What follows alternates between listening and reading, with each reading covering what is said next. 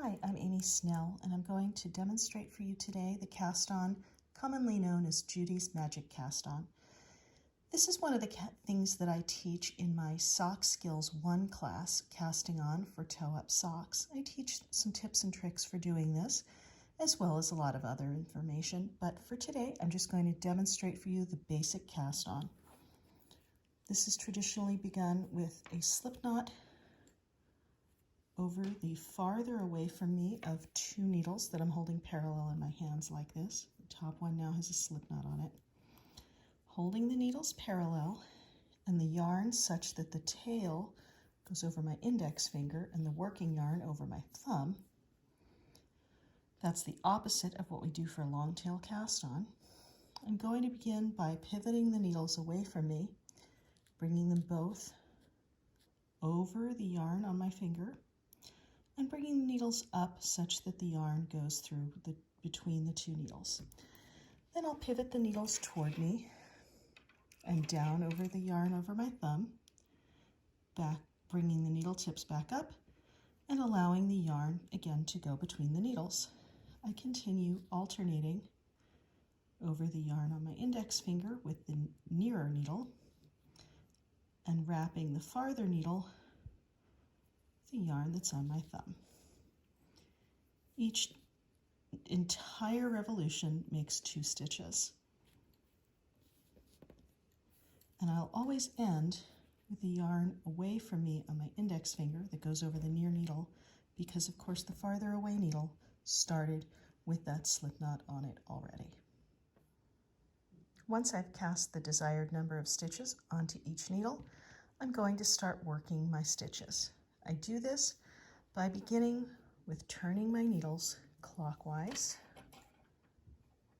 And now I'm going to move the lower needle out of the way and begin to knit with the needle that's currently on top.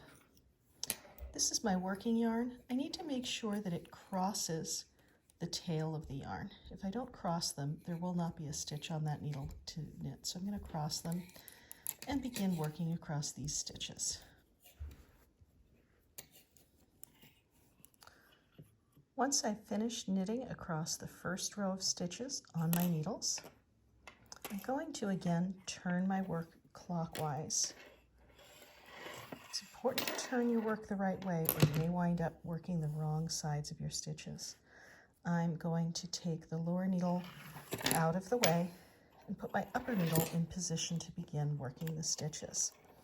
On this second row only, the stitches are going to present mismounted, and I'm going to have to knit them through the back loop to correct that.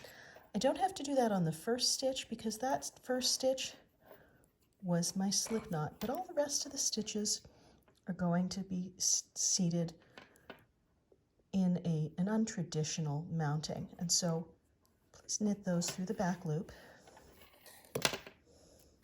If you'd like to know more about stitch mount and twisted stitches, I talk about those in my Basic Knit Fixes class.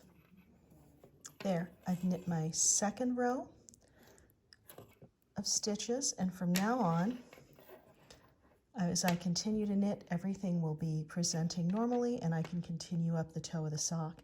If you'd like to learn more about sock making, particularly toe-up sock making, you can visit my website, www.deviousknitter.com, to learn about when I'll next be teaching my classes on toe-ups, sock knitting, casting on, afterthought heels, stretchy bind-offs, short row heels, and lots of other sock topics.